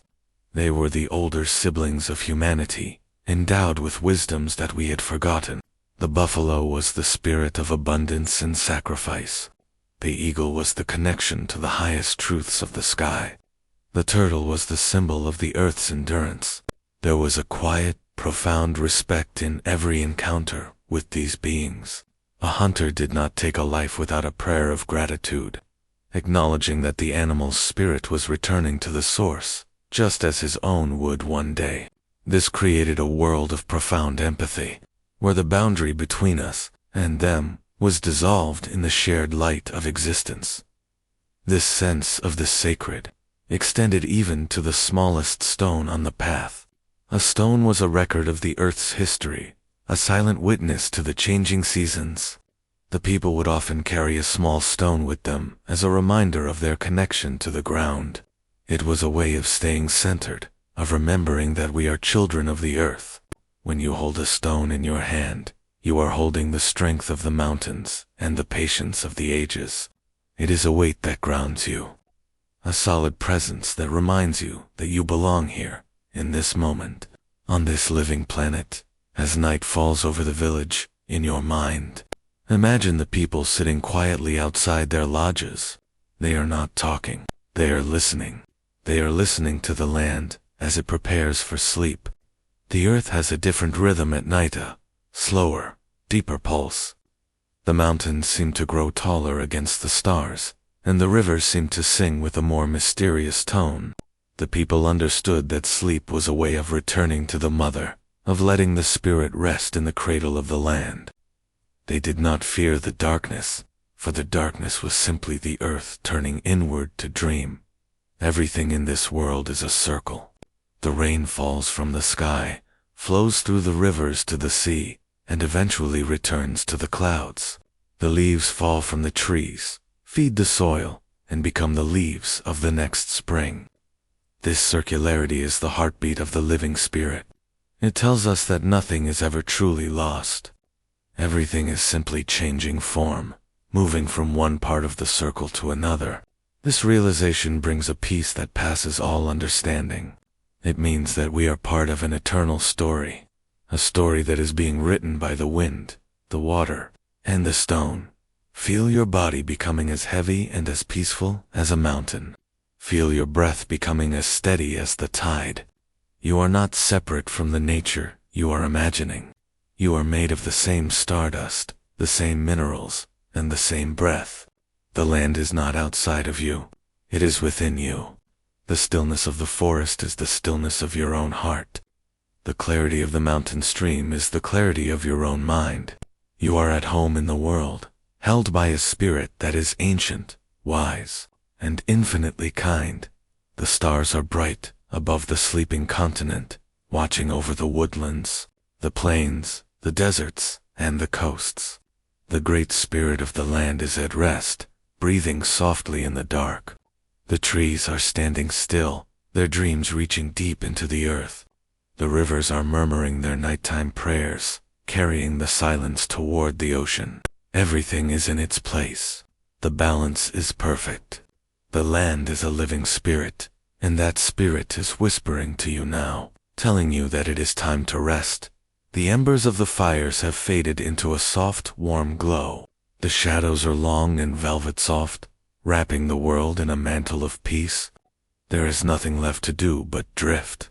There is nothing left to hear but the silence of the earth. You are sinking down, deeper and deeper, into the heart of the sacred land. You are becoming part of the dream of the mountains and the song of the wind. As you settle into this moment, imagine that the ticking clocks of the modern world are fading away, their mechanical sounds replaced by the rhythmic pulse of the earth. We are stepping into a world where time is not measured by numbers on a dial, but by the slow unfolding of a flower, the changing shape of the moon, and the shifting shadows of the ancient pines. Tonight, we explore the sacred cycles of the seasons, a way of living, where every breath is synchronized with the heartbeat of the land, and every day is part of an eternal, beautiful circle. In the world of the first peoples, time was not something to be conquered or chased. It was something to be inhabited. There was no rush to reach the end of a day, for the day itself was a gift. Imagine the world in the time of the awakening moon, what many would call the beginning of spring. The air is still crisp, but beneath the melting snow, the earth is beginning to stir. The people did not look at a calendar to know it was time to move. They listened to the ice cracking on the rivers and watched for the first return of the cranes. This was a season of soft beginnings. It was a time of watching the sap rise in the maples and feeling the soil grow warm and dark once more. Every budding leaf was a sign, a silent message from the great mystery that the cycle of life was beginning its turn anew. As the sun climbed higher into the sky, the world moved into the season of high light. Summer was not just a period of heat, but a time of abundance and outward movement. Imagine the long golden afternoons on the Great Plains or in the deep woodlands. The days were measured by the position of the sun as it traveled its great arc from horizon to horizon. Work was done in the cool of the morning, followed by a long, quiet rest when the sun was at its zenith. There was a profound patience in this rhythm. The corn grew at its own pace, the berries ripened when they were ready, and the people moved in harmony with these natural schedules. The nights were short and sweet, filled with the hum of insects and the cool breath of the evening breeze.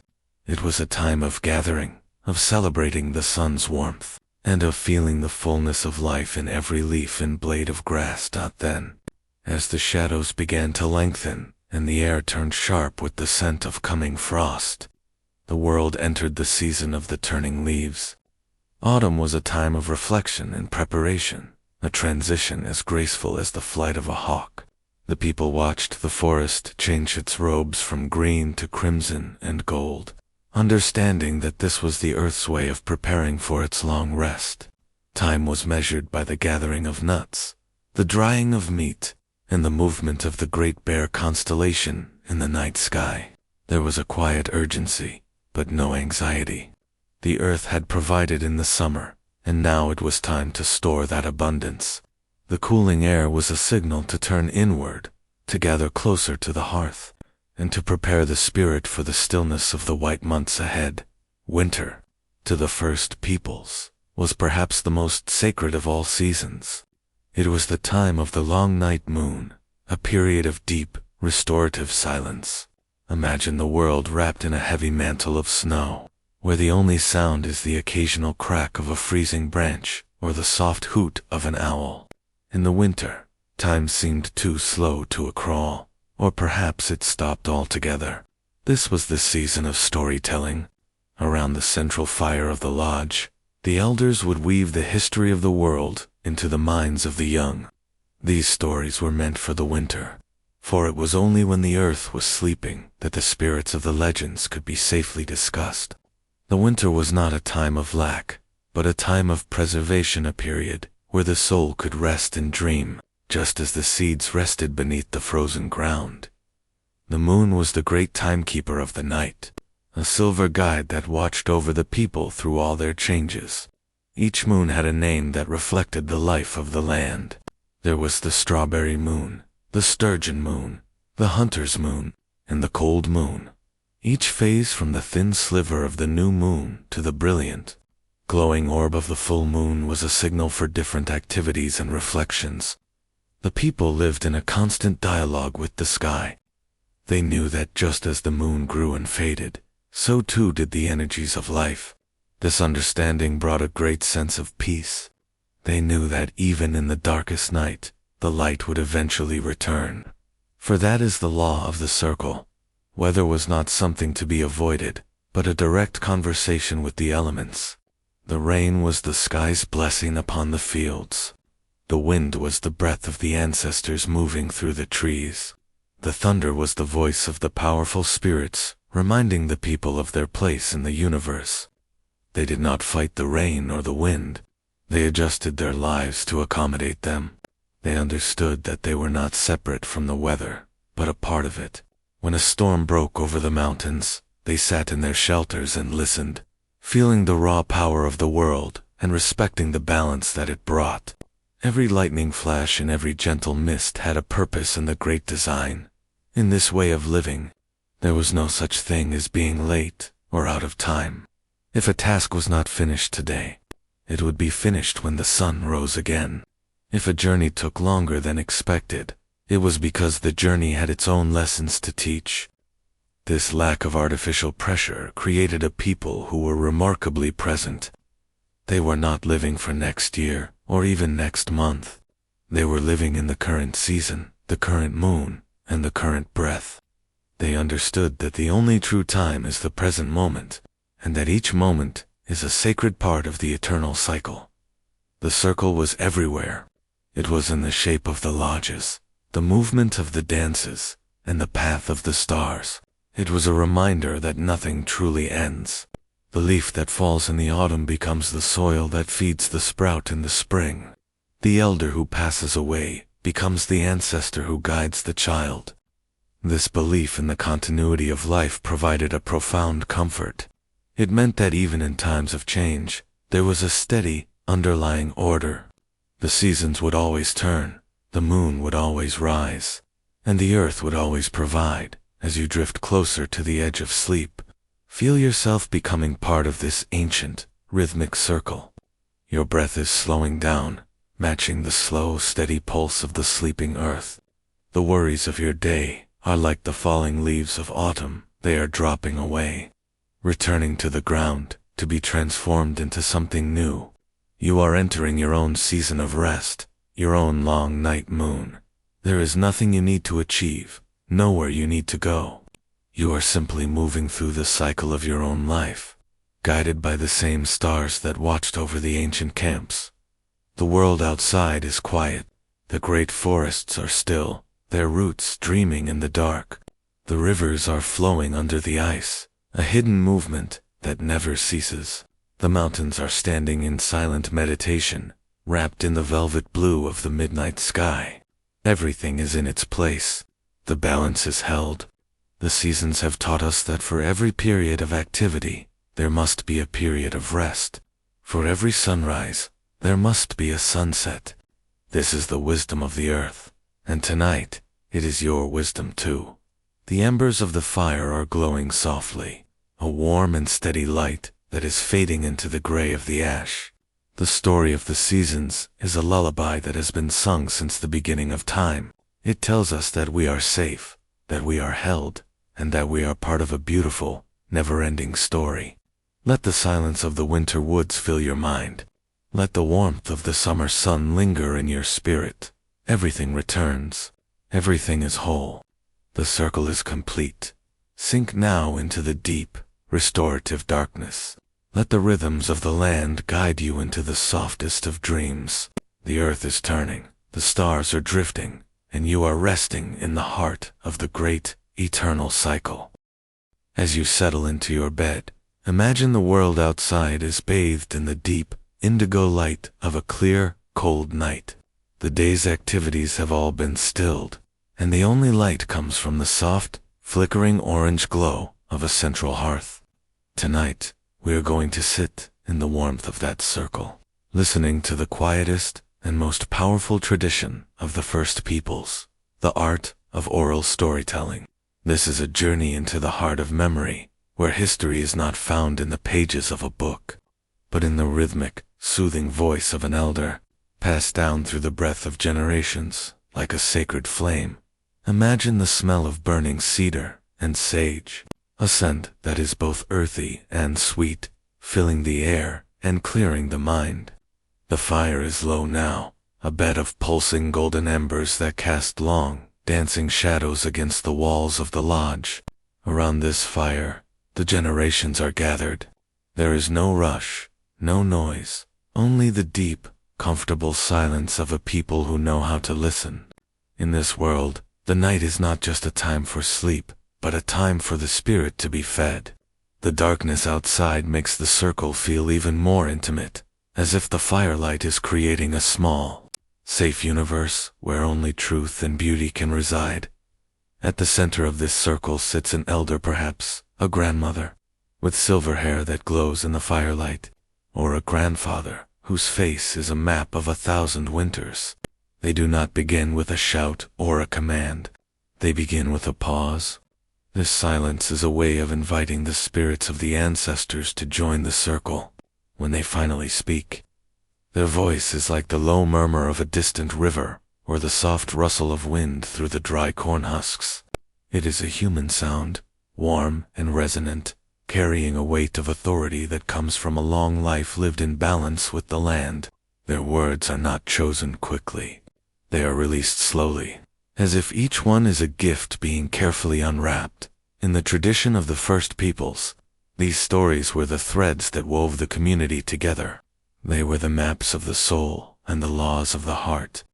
As the elder speaks, the children listen with wide, heavy eyes, leaning against the soft furs of their parents.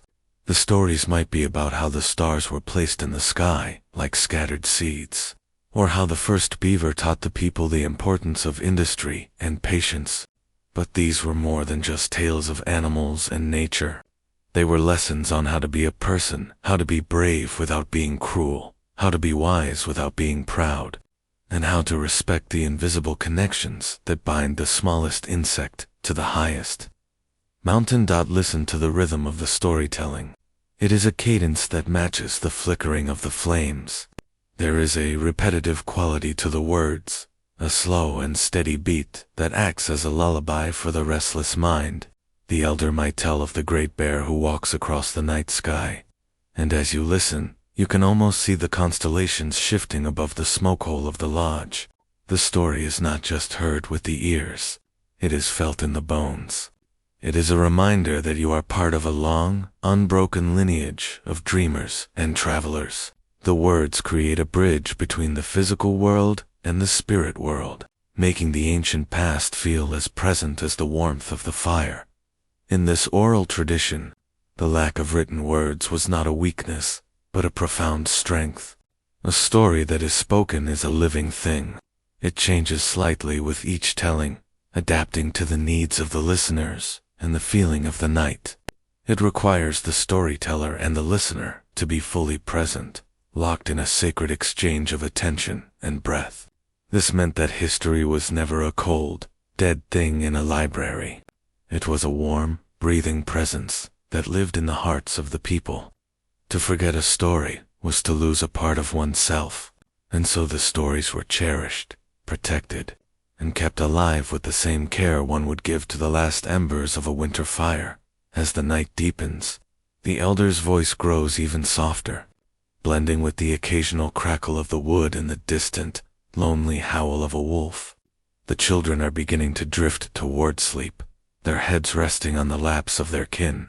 This is the goal of the evening, to let the wisdom of the ancestors enter the mind just as it is most open, in that soft space between waking and dreaming.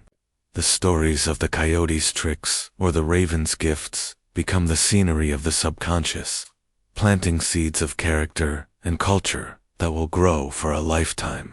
There is a deep security in this, a feeling that no matter what happens in the world outside, the stories will remain. The fire is sinking now, the bright flames replaced by a steady, glowing amber. The elder's words become fewer, separated by longer and longer silences. In these gaps, the night itself seems to speak. You can hear the sigh of the wind through the pines and the soft shifting of the earth as it settles for the night. The stories have done their work. They have brought the world into balance, reminded the people of their duties, and offered comfort to the weary. The knowledge has been passed on, not through force or volume, but through the gentle power of the spoken word, shared in the spirit of love and respect. Think of all the voices that have spoken these same truths around similar fires for thousands of years. It is a vast, invisible choir, a timeless presence that still echoes in the quiet places of the world. Even now, in the stillness of your own room, you can tap into that same frequency. You can let the warmth of this ancient storytelling tradition wrap around your thoughts, smoothing away the jagged edges of your day. You are a listener in that same circle, connected to the people who watched the same stars and felt the same firelight on their faces. The logs have turned to ash, and the glow is fading into a soft, velvety gray. The elder has fallen silent, their chin resting on their chest in a peaceful meditation. One by one, the people in the circle are settling down for their own rest, their minds filled with the images of the night's tales. The lodge is full of a heavy, nourishing peace. There is a sense that everything is as it should be, that the world is whole, and that the spirits are near. Let the final remnants of the stories drift through your mind like the last wisps of smoke rising toward the stars. There is nothing left to analyze, nothing left to remember with effort. The wisdom has been absorbed, the connection has been made. You are resting in the heart of a tradition that knows the value of a quiet word and a steady fire. The night is vast, the land is still, and the ancestors are watching over the sleeping world with a kindness that spans the ages. The darkness is now a gentle, welcoming embrace. The embers are dimming, and the silence is absolute. You are part of the story now, a silent character in the grand, unfolding legend of the earth. Everything is calm. Everything is quiet. The fire has done its work, and the rest is silence. Drift now into the soft shadows of the night, carried by the breath of the ancient storytellers, sinking down deeper and deeper into the warmth of the embers and the peace of the circle. Sleep is the final story of the day, and it is a story of perfect, deep, and restorative stillness. Imagine you are stepping away from the last glowing embers of the council fire, moving quietly into the cool, still air of the deep night. The sounds of the village are far behind you now, the soft murmurs, the distant rustle of hides, and the rhythmic breathing of a community at rest. You are walking into the heart of the silence. To the first peoples of this land, silence was not an empty space between sounds. It was a sacred presence. It was the voice of the great mystery, speaking in a language that can only be heard. When the mind is as still as a mountain lake at dawn, the night air is crisp and carries the faint, clean scent of sage, pine, and cooling earth. As you stand in this vast, open darkness, feel the ground beneath your feet. It is solid, ancient, and patient. The earth has absorbed the heat of the sun all day, and now it is slowly releasing it back into the sky. A gentle breath of warmth that rises around you. There is no wind tonight. The trees stand like tall, dark sentinels in a state of deep meditation, their branches motionless against the stars. In this stillness, you realize that you are not just an observer of the night. You are a part of it. Your own breath begins to slow, finding the same rhythm as the cooling land and the quiet woods. Look upward into the great, dark bowl of the sky. Away from any artificial light, the stars are brilliant and countless, scattered like handfuls of silver sand across a black obsidian floor. To the native heart, these stars were the campfires of the ancestors, watching over the world from the great beyond. Each light is a reminder of a story, a life, and a legacy that remains unbroken. The stars do not flicker with haste. They glow with a steady, eternal light. As you watch them, feel the immense scale of the universe. There is a profound comfort in this vastness. It tells you that the world is large, that time is long, and that you are held in a design that is far older than any of your worries. In the silence of the night, reflection becomes as natural as breathing. Without the distractions of the day, the hunting, the gathering, the movement, the spirit has the space to turn inward. This was a time for the quiet mind, a state of being where you could listen to the whispers of your own soul. The people believed that in the stillness, we find our true center. It is here that we reconcile with ourselves and with the world. Imagine sitting on a smooth stone at the edge of a canyon or a forest clearing. There is nothing to do, nowhere to go, and nothing to achieve. You are simply existing, a living spark in the middle of a peaceful, sleeping continent. The moon, the great-grandmother of the night, rises slowly over the horizon, casting a soft, pearly glow over the landscape. It turns the rivers into ribbons of liquid silver, and the tops of the trees into shimmering ghosts. This light does not reveal everything with the harshness of the sun. It softens the edges of the world, making the hard stones look like soft velvet. This is the light of reflection. It invites you to see things not as they appear in the glare of the day, but as they truly are in their essence. In this silver light, the boundaries between yourself and the earth seem to blur. You are as much a part of the landscape as the shadows and the moonlight. Listen to the quality of the silence around you. It is not a heavy or lonely silence. It is a nourishing one. Within it, you can hear the smallest movements of the night, the distant, soft hoot of an owl, the tiny rustle of a mouse in the dry grass, or the slow rhythmic lap of water against a shore. These sounds do not break the silence. They highlight it. They remind you that even in the deepest rest, the earth is alive and dreaming. The silence is like a deep well of peace from which you can drink, filling the empty spaces within you with a quiet strength that will remain long after the sun rises. The native elders taught that silence is the beginning of wisdom. They knew that a person who cannot sit in silence cannot hear the truth. Tonight, let that silence be your teacher. Let it smooth away the jagged thoughts and the restless energies of your day. Imagine your mind as a quiet lodge, the door closed to the noise of the outside world. Inside, there is only the soft light of a single coal and the peaceful presence of your own spirit. You are reflecting on the beauty of the life you have walked, the lands you have seen, and the cycles you have been a part of. There is a deep, quiet gratitude that rises up within you, a gratitude for the earth, for the stars, and for the silence itself.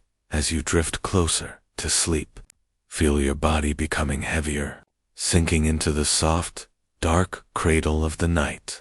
The stillness of the mountains is entering your bones. The calm of the deep forest is filling your heart. You are as grounded as the ancient rocks, and as light as the starlight. The worries of the future and the echoes of the past are fading away, dissolving into the vast, indigo peace of the present moment. There is only the here and now. There is only the breath. There is only the silence. The night is moving through its final, deepest phase. The world is at its most still, just before the first hint of dawn. In this sacred time, the dreams of the earth and the dreams of the people are one. You are being carried on a slow, steady current into the realm of the great sleep. The ancestors have banked their fires. The owls have fallen silent, and the moon is beginning its slow descent toward the western horizon. Everything has reached a state of perfect balance. Feel the darkness as a soft protective blanket, wrapping you in safety and warmth. It is the same darkness that has protected the first peoples for thousands of years, a sanctuary for the weary and a home for the dreamer. The land is resting. The water is resting. The spirit is resting. You are floating in a sea of tranquility, where the only movement is the slow, rhythmic pulse of the universe. The silence is now complete. It has filled every corner of your mind and every cell of your body. It is a peace that is as old as the stars and as deep as the canyons. You are sinking down, further and further, into the soft shadows. The light of the internal fire is dimming, leaving only a faint, warm glow.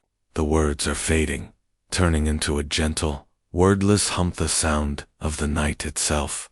Drift now. Drift into the stillness. Let the silence carry you home. The earth is quiet. The sky is watching. The reflection is finished, and the rest is deep, holy, and eternal, sinking down, deeper now, into the heart of the night, where the silence and the soul are one. Take another slow, shallow breath, and let the air escape your lips like a quiet sigh. As you lie here in the stillness, imagine that the stories we have shared have not ended, but have simply moved into the landscape around you. They have become the quiet hum of the night, the weight of the shadows, and the soft, cool air against your skin. Tonight, we speak of the echoes that remain, the invisible threads that connect the ancient world to the present moment. These echoes are not loud. They do not shout for attention. They are found in the most silent places, in the way a stone holds the heat of the day, long after the sun has set, or the way the scent of cedar lingers in a room like a memory that refuses to fade. Imagine walking through a valley that has seen 1,000 winters and 1,000 springs.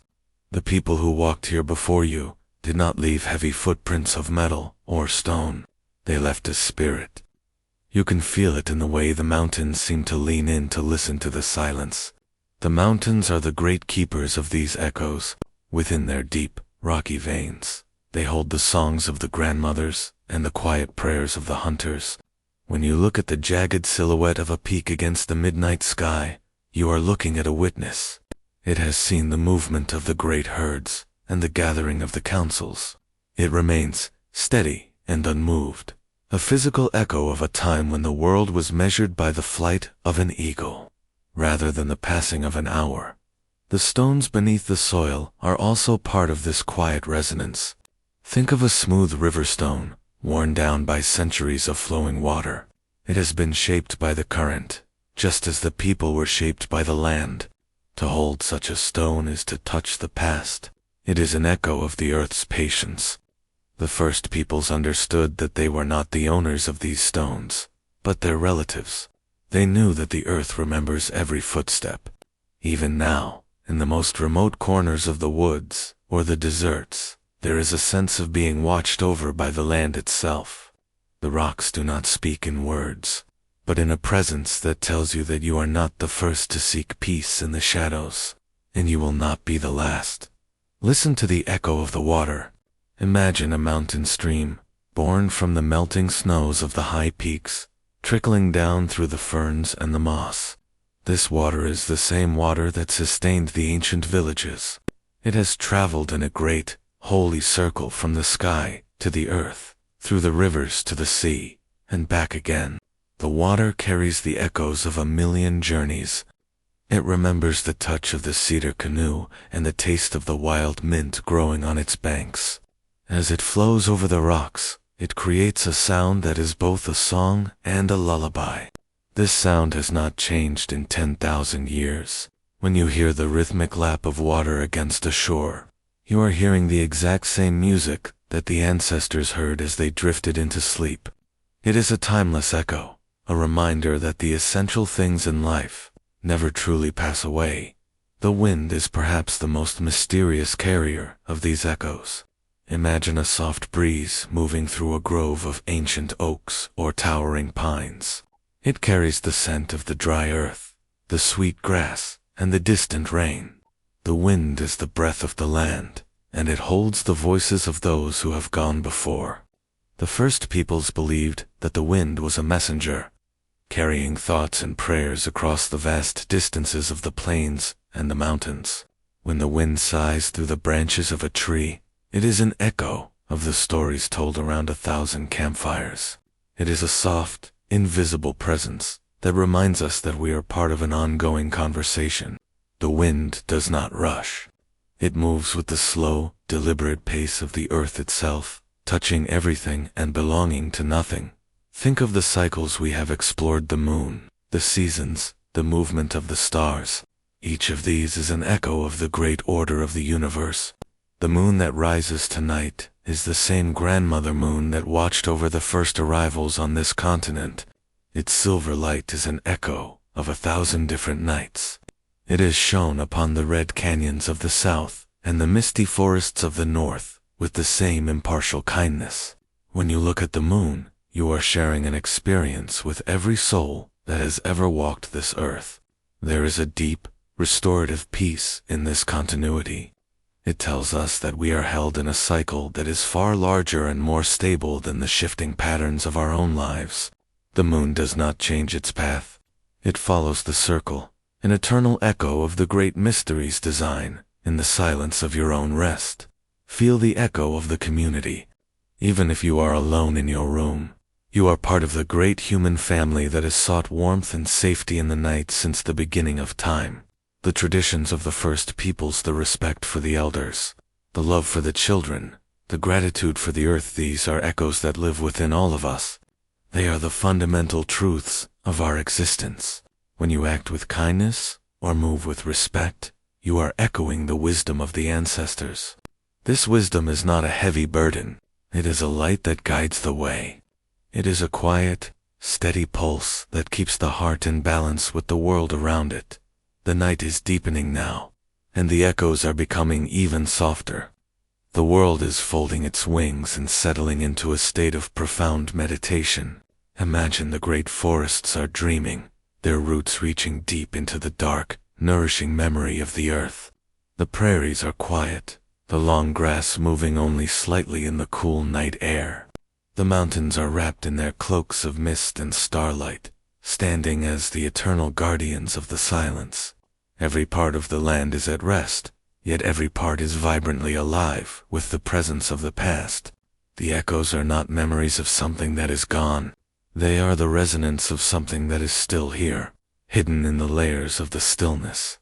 As you drift further toward the edge of the world, let yourself become an echo too. Let your thoughts lose their sharp edges and dissolve into the soft, gray mists of the night.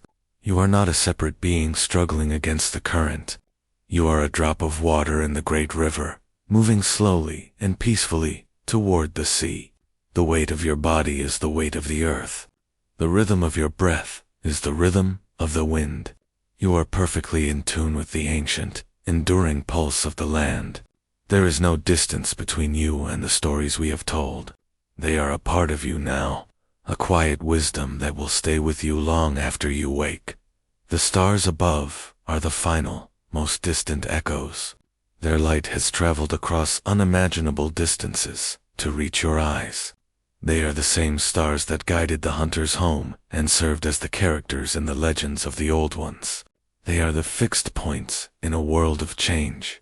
Looking at them, you can feel the immense, cool peace of the infinite. They remind us that the darkness is not empty. It is full of light that is simply waiting to be seen.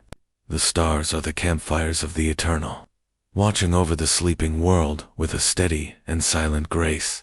Everything is settling. The fire in the heart of the village has burned down to a single, pulsing coal. The storytellers have laid down their bundles and closed their eyes. The animals are quiet in their dens, and the birds are still in the branches.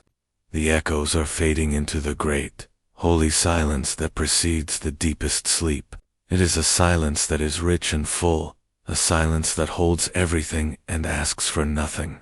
You are sinking into it, deeper and deeper, until there is no difference between the silence and yourself. The earth is dreaming, the water is dreaming, the sky is dreaming, and you are a part of that dream, a soft and beautiful echo in the heart of the night. There is only the stillness now, only the peace, only the slow, steady turning of the world. The echoes remain, whispering through the pines and over the stones, telling you that all is well.